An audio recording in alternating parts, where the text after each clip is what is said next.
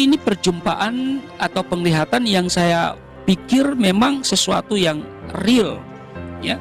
Pada saat saya sedang mempersiapkan sholat subuh, karena kebiasaan orang tua saya membangunkan kami untuk sholat subuh itu lebih awal, artinya supaya kita lebih mempersiapkan diri secara baik untuk menghadap Tuhan. Jadi kalau saya ditanya, apa alasan Anda keluar dari Islam, ya, meskipun di penjara, yang pertama saya katakan itu bukan keinginan saya. Ya, kembali lagi saya katakan bahwa tidak pernah terlintas di hati, di pikiran saya bahwa satu saat saya akan menjadi seorang Kristen, keluar dari Islam.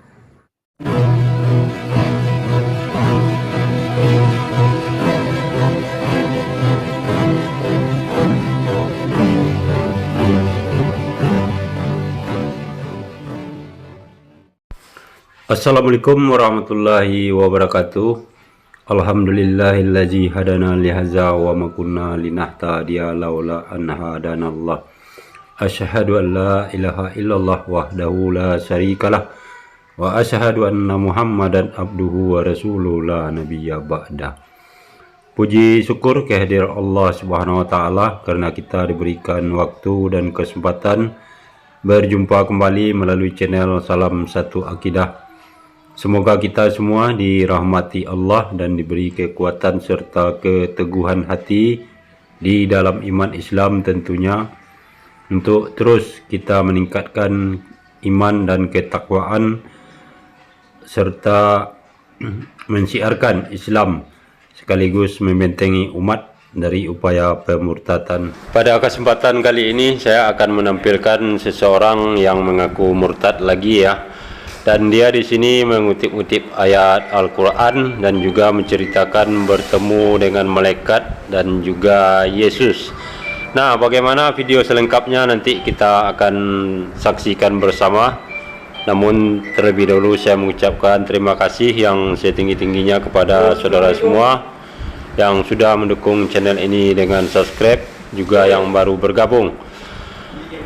Dan jangan lupa juga didukung channel Islam dan channel dakwah lainnya untuk terus berkembang menyuarakan kebenaran Islam serta membentengi umat dari upaya pemurtadan.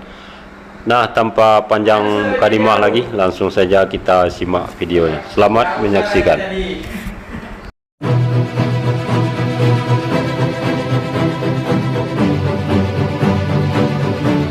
Pertama, saya mau katakan bahwa itu bukan keinginan saya. Ya, tidak pernah terlintas dalam pikiran saya untuk keluar dari Islam. Karena bagi saya Islam itu agama yang diridhoi. Innad dina indallail Islam. Ya, agama yang diterima oleh Allah hanyalah agama Islam. Ini sesuai dengan Al-Imran ayatnya yang ke-19. Nah, jadi tidak punya keinginan, ya, sama sekali.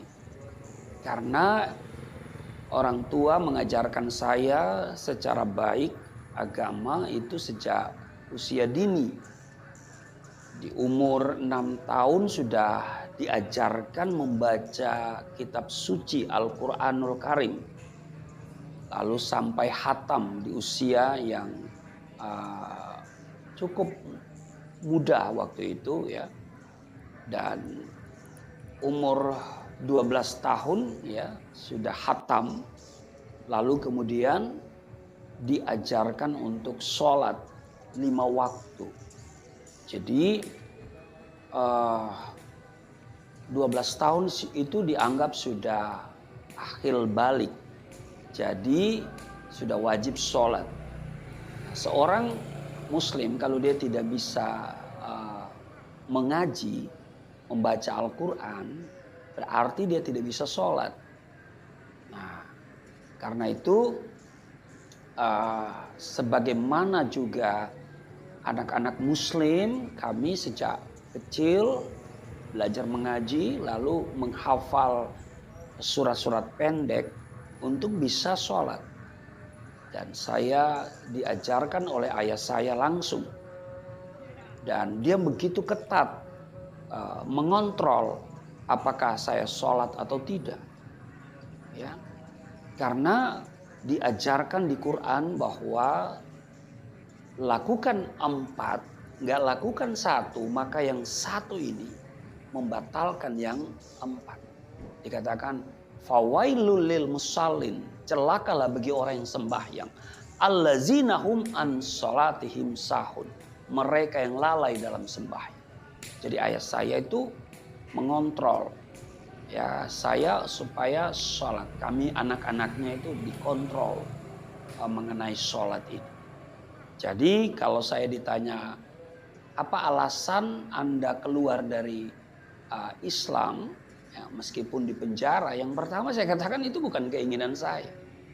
Ya, kembali lagi saya katakan bahwa tidak pernah terlintas di hati, di pikiran saya bahwa satu saat saya akan menjadi seorang Kristen, keluar dari Islam. Sebab diajarkan inna dina indallahil Islam. Ya, sesungguhnya agama yang diridhoi di sisi Allah hanyalah Islam. Bahkan tidak pernah berpikir untuk mencari agama selain Islam. Karena dikatakan waman yabtaghi ghairal islami dina falan yuqbala minhu wa huwa fil akhirati minal khasirin. Barang siapa mencari agama selain agama Islam, maka sekali-kali tidaklah akan diterima agama itu daripadanya, dan di akhirat termasuk orang-orang yang rugi. Baik, saudaraku semuanya, cerita si bapak yang mengaku murtad ini cukup meyakinkan bagi sebagian orang mungkin. Tetapi bagi kita umat muslim yang bisa paham apakah ini benar-benar seorang murtad atau hanyalah seorang kadal, tentu kita bisa membedakannya. Namun sekilas kita perhatikan memang dari kisah yang diceritakan, dia sejak kecil dididik ajaran agama Islam dan mengikutinya dengan baik. Kemudian cara penuturan juga yang cukup meyakinkan, mulai dari intonasinya yang begitu rapi dan sampai mengutip ayat Al-Quran untuk memperkuat cerita yang dikemukakan di sini. Namun bagi kita yang jeli atau yang paham tentang bacaan ayat-ayat Al-Quran, tentu terasa ada kejanggalan dari bacaannya. Oke, sekarang kita koreksi bacaan si bapak tadi ya, surat Al-Maidah ayat ke-85. Dia membacanya waman ya bata giga. Nah, di awal ayat ini aja sudah salah total ya. Dia seharusnya waman yabtagi gairol. Nah, sementara dia membaca tadi waman bata giga. Nah, itu kesalahan pertama. Kemudian setelah sampai di ayat selanjutnya, tadi si bapak ini membaca dina falan yuk bala minhu, yang seharusnya dibaca dinang falai yuk bala minhu. Nah, ini dua kesalahan lagi. Di sini dia membaca ayat dan di sini membuktikan bahwa si bapak ini hanya ngibul saja kalau mengaku murtad ya. Jadi saya menyadari saya rugi kalau keluar dari agama mayoritas ini. Untuk konteks Indonesia ya, rugi.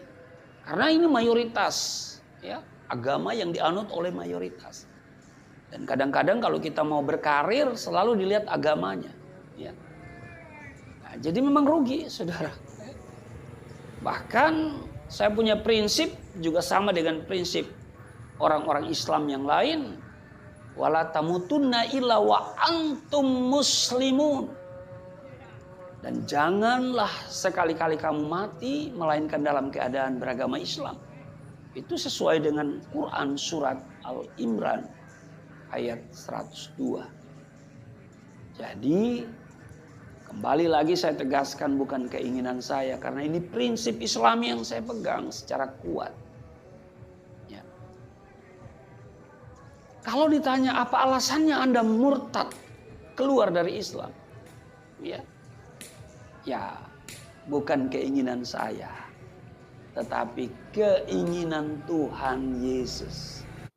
Kembali si bapak ini mempertegas prinsip keislamannya dan melanjutkan mengutip-ngutip ayat ya, dan juga berkali-kali dan berulang-ulang menyebutkan bahwa dia tidak punya keinginan atau tidak ada punya rencana untuk masuk ke Kristen. Namun di ujung-ujungnya dia berkata bahwa yang menentukan itu adalah Tuhan Yesus. Nah, memang seperti inilah kebanyakan para murtadin odong-odong ini untuk mengelabui umat muslim yang awam dengan diawali menyebutkan identitas Islam dengan segala atributnya, kemudian ujung-ujungnya tetap saja untuk mengarahkan kita kepada Yesus. Nah, kalau kita koreksi omongannya, dia tidak pernah merencanakan atau berkeinginan untuk menjadi Kristen. Itu sebenarnya ucapan yang sangat mudah dipahami oleh anak sekolahan ya, karena kita ketahui tidak ada manusia satupun di dunia ini yang bisa merencanakan atau membuat program ke depan apa yang akan terjadi di dalam kehidupannya. Namun bagi kita umat muslim sudah sangat jelas sekali bahwa Allah Subhanahu wa taala sudah menginformasikan dan mengatakannya, "Fama yahdillah fala mudhillalah wa may yudlil fala hadiyalah. Innallahi yudi ma yasha wa yudillu ma yasha." Allah memberi hidayah kepada siapapun yang dikehendakinya, dan juga Allah menyesatkan siapapun yang dikehendakinya. Nah, kira-kira si bapak ini masuk ke kategori yang mana? Saya kira ya memang Allah sudah menentukan si bapak ini tersesat ya, sehingga menjadi kafir, keluar dari agama Islam kalau memang benar apa yang diceritakannya. Jadi bukan Yesus yang menentukan ya bagaimana nasib orang tersebut, tetapi hanya Allah Subhanahu wa taala yang bisa menentukan nasib manusia tersebut. Oke, kita lanjut. Karena di dalam Yohanes 15 ayat yang ke-16, bukan kamu yang memilih aku, tetapi akulah yang memilih kamu. Itu yang pertama. Yang kedua, ya saya menemukan hidayah, menemukan petunjuk ketika saya membaca Alkitab setelah perjumpaan saya dengan Yesus. Ya, karena diawali dengan perjumpaan. Ya, Isa Al-Masih datang pada saat saya sedang menyiapkan ibadah subuh, sholat subuh. Nah, sedang dalam mempersiapkan diri untuk sholat inilah, maka saya tiba-tiba ya melihat ya, bahwa ada dua malaikat yang datang kepada saya. Saya mengatakan itu malaikat karena dia menggunakan pakaian yang serba berkilauan. Lalu kemudian menjemput saya, lalu kemudian membawa saya ke suatu tempat, dan dalam hitungan menit saya melihat bahwa diri saya sudah bersama-sama dengan malaikat itu, dan saya bertanya kepada malaikat, kita mau kemana? Malaikat itu katakan, kita mau ke Taman Eden. Nah, dari sana kemudian saya mulai ada kerinduan untuk mengenal pribadi ini, dan saya mendapatkan kesulitan karena Isa Al-Masih memang ada di dalam Al-Quran. Saudaraku semuanya, kalau kita perhatikan apa yang disampaikan oleh si bapak ini dari awal ya, di awal sangat meyakinkan bahwa dia itu adalah muslim yang taat, yang paham tentang ajaran agama Islam, juga paham Al-Quran, sampai mengutip ayat-ayat Al-Quran untuk lebih meyakinkan orang yang mendengarkan ceritanya tersebut. Namun yang aneh di sini malahan dia berpindah keyakinan itu berdasarkan karena bertemu dengan Yesus katanya. Kemudian juga ada kesaksian pada waktu lain dia mengatakan berjumpa dengan 2 orang malaikat yang membawanya ke Taman Eden. Nah, disinilah keganjilan yang terjadi terhadap kesaksian si bapak ini, karena apa yang diceritakan tentang seluk-beluk ajaran Islam dan ternyata diakhiri dengan bertemu dengan Yesus dan juga bermimpi bertemu dengan 2 orang malaikat, sehingga dasar atau pijakan dia untuk menyatakan murtad itu sungguh sangat lemah sekali. Oke, kita lanjutkan. Tapi ada beberapa prinsip yang berbeda soal keluarganya, soal kelahirannya, soal kematiannya. Tapi ada beberapa yang menjadi titik temu persamaan tentang mujizat-mujizat yang dilakukannya, itu luar biasa. Saudara, karena itu prinsip saya harus kembali kepada apa? Sumber yang akurat.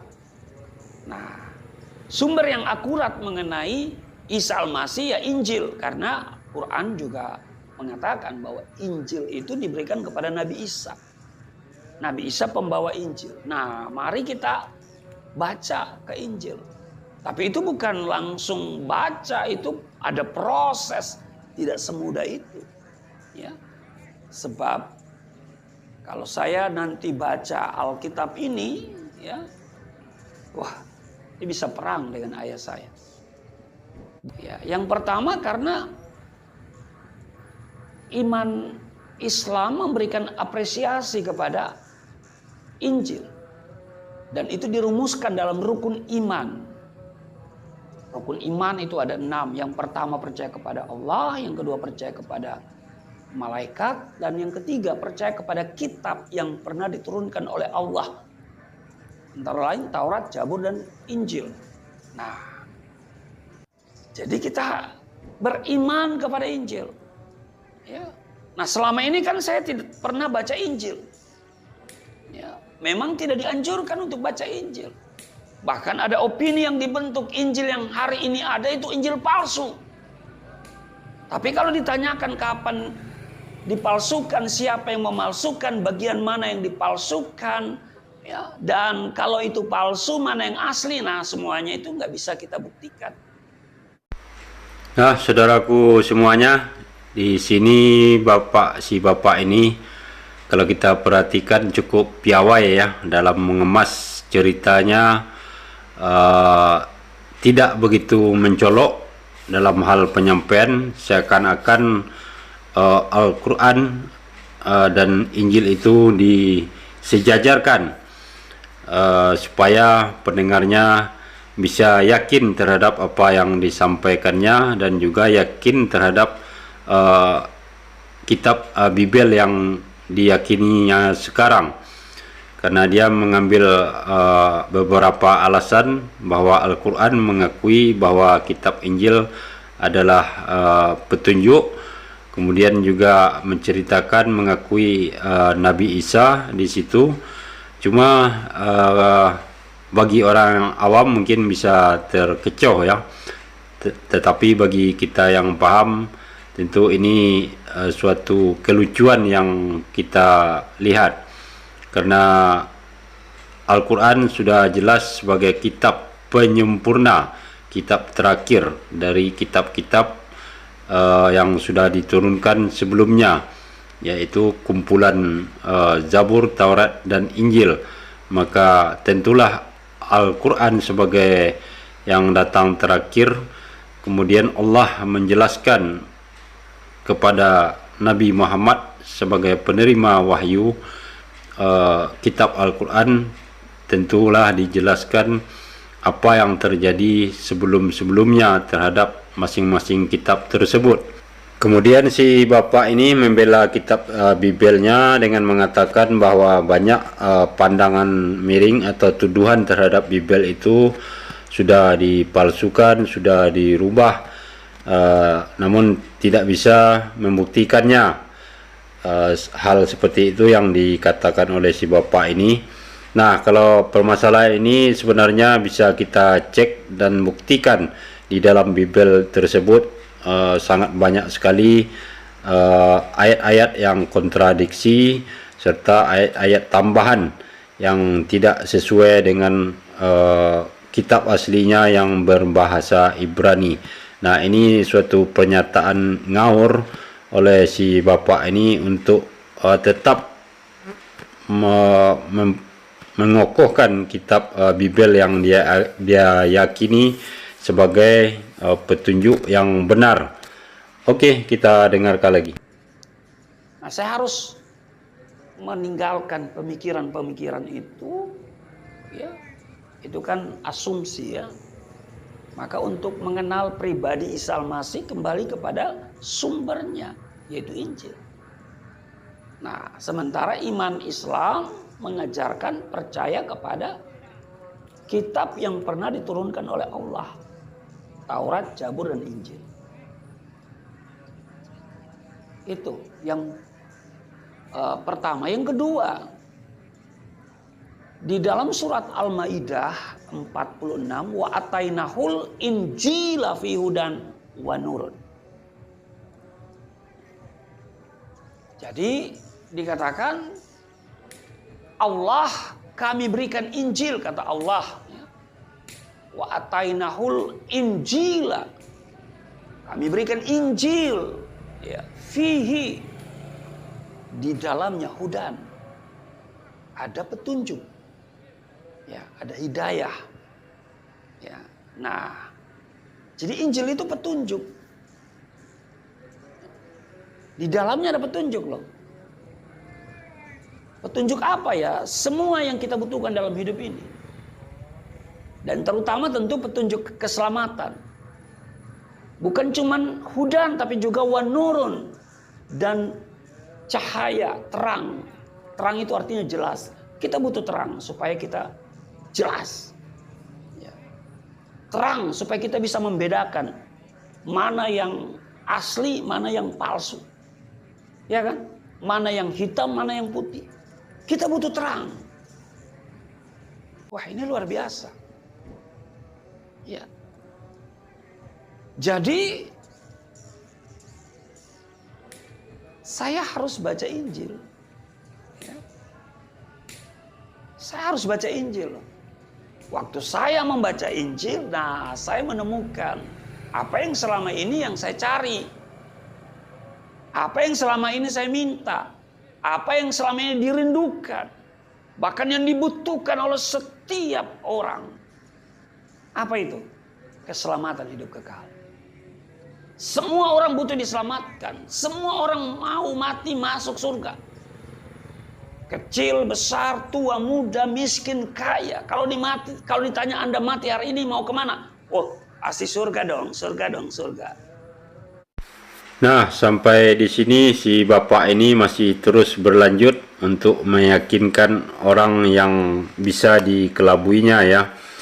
Dengan mengutip surah Al-Maidah ayat ke-46, dan kecurangan yang dilakukan si bapak ini dalam membacakan ayat adalah ketika dia memotong ayat tersebut karena tidak dibaca dari awal ayat, maka diambil langsung pertengahannya saja. Kemudian kalau dia mau baca sejak awalnya, tentu sangat jelas keterangan atau penjelasan dari ayat ini yang berkata di sini adalah Allah Subhanahu wa taala yang bunyinya, dan kami teruskan jejak mereka dengan mengutus Isa putra Maryam. Nah, di sini sangat jelas Allah berkata bahwa mengutus Nabi Isa putra Maryam untuk membenarkan kitab yang sebelumnya, yaitu Taurat, dan kami menurunkan Injil kepadanya. Di dalamnya terdapat petunjuk dan cahaya, dan membenarkan kitab yang sebelumnya, yaitu Taurat, dan sebagai petunjuk serta pengajaran untuk orang-orang yang bertakwa. Sementara si bapak ini cuma mengambil ayat pertengahannya saja yang berbunyi di dalamnya terdapat petunjuk dan cahaya. Jadi si bapak ini mengambil ayat yang dia butuhkan, yang dibutuhkan saja untuk mendukung tujuannya di dalam bercerita di sini ya. Kemudian terakhir dia mengatakan bahwa kitab Injil itu adalah jaminan keselamatan dan juga jaminan untuk sampai ke surga. Nah, di sini sekali lagi mematahkan semua cerita si bapak ini dari awal yang begitu sangat meyakinkan bahwa dia adalah seorang muslim yang taat, yang paham Al-Quran dan juga rajin beribadah, dan ternyata di ujung-ujungnya ceritanya gugur semua ya, karena ada satu hal yang tidak dipahami si bapak ini adalah bagaimana sebenarnya orang umat muslim yang beriman itu. Nah, kalau orang yang beriman, kalau level keimanannya sudah tingkat tinggi, dan mereka tidak akan butuh apapun juga, baik di dunia maupun di akhirat, karena yang dicari hanya satu, yaitu ridho Allah Subhanahu wa taala. Kalau Allah sudah ridho, itu semuanya terserah kepada sang pencipta tersebut mau dikemanakan, dan tentunya sudah pasti ditempatkan di tempat yang terbaik menurut Allah Subhanahu wa taala. Nah, demikianlah saudaraku semuanya, walau bagaimanapun cerita yang dikemas sedemikian rapinya, namun tetap saja kita temukan celah-celah yang menggugurkan cerita-cerita yang disampaikan oleh orang-orang kaum Kadal ini. Mudah-mudahan ini bisa bermanfaat dan menambah wawasan kita. Akhir kalam, tidak ada gading yang tidak retak. Kalau ada salah, itu murni dari saya, dan kebenaran hanya milik Allah Subhanahu wa taala semata. Terima kasih. Assalamualaikum warahmatullahi wabarakatuh.